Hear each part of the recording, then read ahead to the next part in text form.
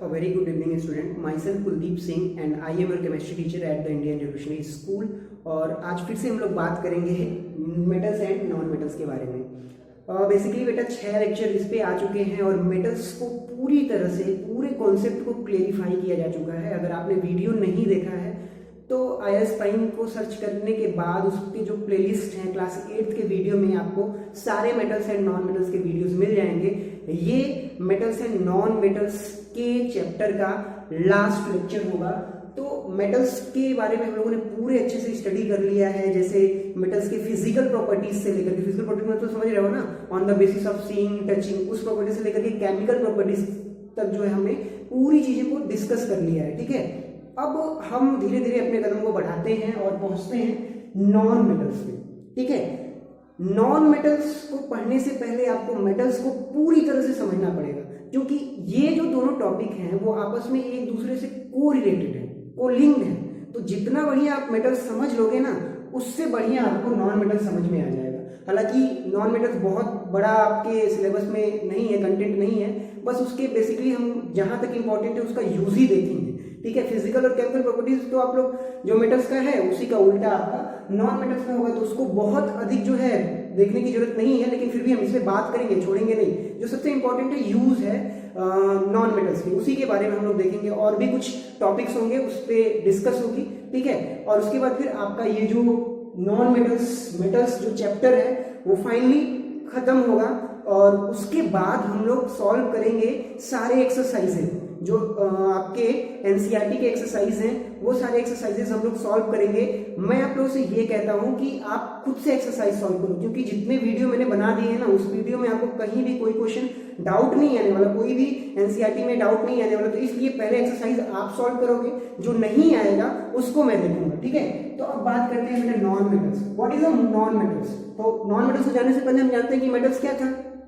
Metals को हम कैसे पहचानते थे भाई? फिजिकल प्रॉपर्टीज के बेस पे पहचानते थे। तो वही सबसे पहले हम देखेंगे इसके फिजिकल प्रॉपर्टीज के बारे में, फिर इसके केमिकल प्रॉपर्टीज के बारे में, यूजेस ऑफ नॉन मेटल, और फिर एक टॉपिक आएगा अलॉयज, उसको भी हम लोग देख लेंगे। तो फिजिकल प्रॉपर्टीज के बेस पे हम कैसे पता लगा पाएंगे कि कोई चीज मेटल्स है या फिर नॉन मेटल्स है? तो जितनी फिजिकल प्रॉपर्टीज मेटल्स में थी वो फिजिकल प्रॉपर्टीज नॉन मेटल्स में नहीं होंगी, उसकी बिल्कुल अपोजिट होगी। अब कैसे?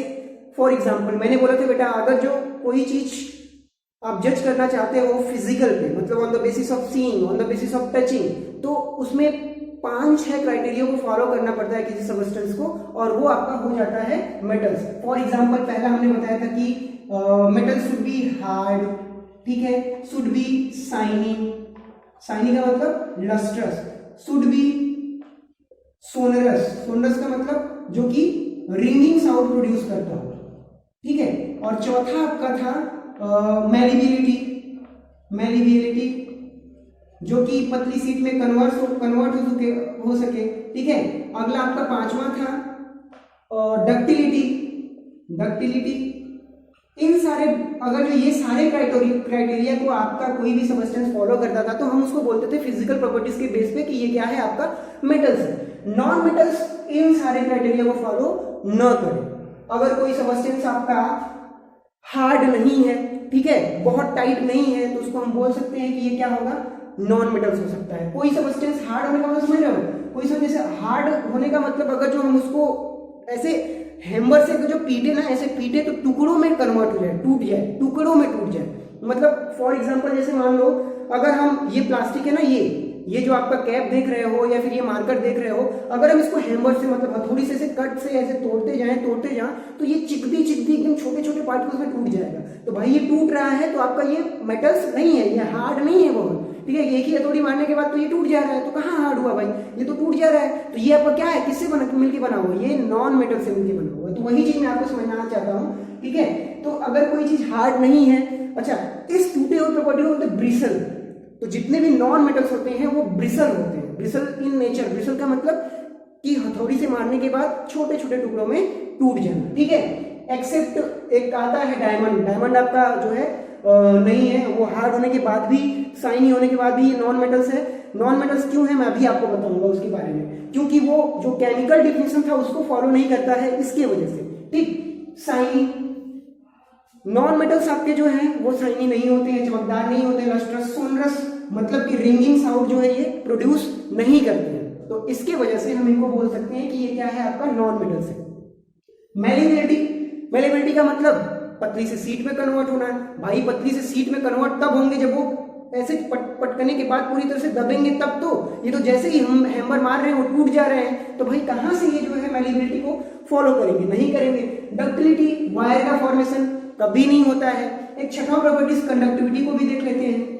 कंडक्टिविटी,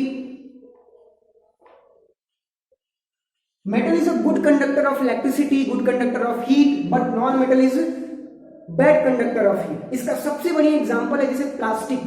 प्लास्टिक आपका कार्बन से मिलकर बना हुआ है, जो कार्बन आपका है वो नॉन मेटल्स है। तो प्लास्टिक अगर जो देखो आप जैसे आप कोई भी ये देखते हो, इक्विपमेंट देखते हो, जैसे किचन के किचन वायर्स देखते हो अगर जो, तो वहां किचन वेयर देखते हो अगर जो, तो वहां पे देखो जो हत्था होता है ना, जैसे कोई चीज हमको उठाना रहता है तो वो हत्था प्लास्टिक का लगा रहता है। क्यों?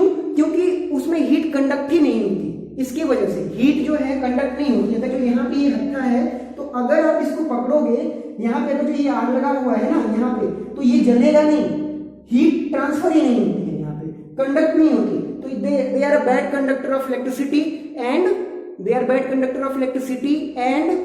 एंड हीट, दोनों के बैड कंडक्टर होते हैं। एक्सेप्ट एक आपका जो है वो है एक्सेप्शन है जिसको हम बोलते हैं ग्रेफाइट। ग्रेफाइट की छड़ आपकी गुड कंडक्टर ऑफ इलेक्ट्रिसिटी होती है, ठीक है, उसके बारे में अभी हम लोग बात करेंगे, ठीक है।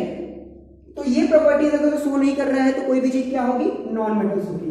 केमिकल प्रॉपर्टीज, केमिकल प्रॉपर्टीज कैसे भाई डिसाइड करेंगे? अच्छा, केमिकल डिफिनेशन भी देख लेते हैं कि नॉन मेटल्स का क्या होता है।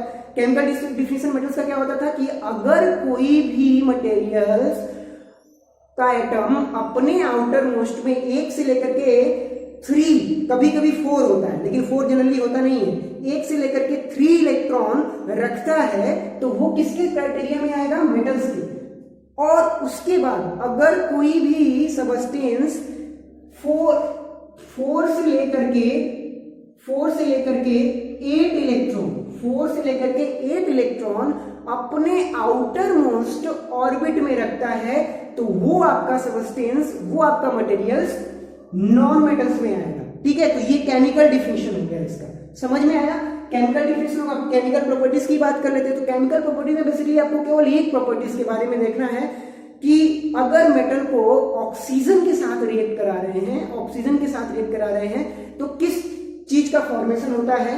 उसके पहले एग्जांपल देख लो नॉन मेटल्स के, बहुत सारे ढेरों एग्जांपल है नॉन मेटल्स के, जैसे आपका कार्बन हो गया, सल्फर हो गया, ऑक्सीजन हो गया, नाइट्रोजन हो गया, ये सारे के सारे जो है नॉन मेटल्स के एग्जांपल है, ठीक है। Carbon, sulphur, oxygen and nitrogen, ये सारे के सारे किसके हैं, नॉन मेटल्स के एग्जांपल है, ठीक है।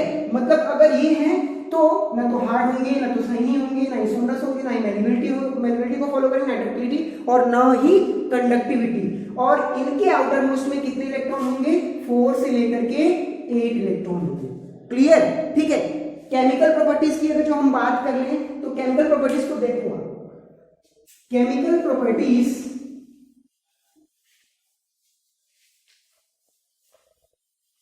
बेसिकली केमिकल प्रॉपर्टीज में हम लोग पहली प्रॉपर्टीज देखते हैं कि what happen when non metal react with oxygen. अगर कोई नॉन मेटल ऑक्सीजन के साथ रिएक्ट करता है तो किस चीज का फॉर्मेशन होता है, इसके बारे में हमको देखना है। तो फॉर एग्जांपल अगर हमारे पास नॉन मेटल्स है और उसका हम रिएक्शन करवा रहे हैं ऑक्सीजन से, ऑक्सीजन, ठीक है, तो ये आपका फॉर्मेशन करता है non metallic oxide, non metallic oxide. अगर कोई नॉन मेटल्स ऑक्सीजन के साथ रिएक्ट करता है तो किसका फॉर्मेशन करता है, नॉन मेटेलिक ऑक्साइड। किसका फॉर्मेशन, नॉन मेटेलिक ऑक्साइड। अब एग्जांपल देखो, फॉर एग्जांपल हमारे पास यहाँ पे नॉन मेटल्स में कौन है, अगर हम कार्बन को ले लें, ठीक है, कार्बन को बताए, कार्बन, सल्फर, ऑक्सीजन और नाइट्रोजन, ठीक है, कार्बन को ले लिया और इसमें ऑक्सीजन, इसका फॉर्मेशन हुआ CO2, carbon dioxide, CO2, carbon dioxide. Carbon dioxide का फॉर्मेशन हो गया। अब ये कार्बन डाइऑक्साइड क्या है? नॉन मेटेलिक ऑक्साइड है। नाइट्रोजन को ले लो, किसका फॉर्मेशन होगा भाई बताओ?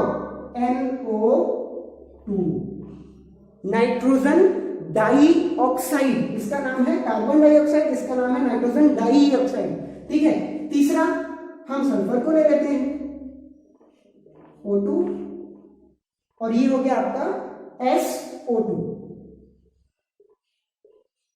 Sulphur dioxide.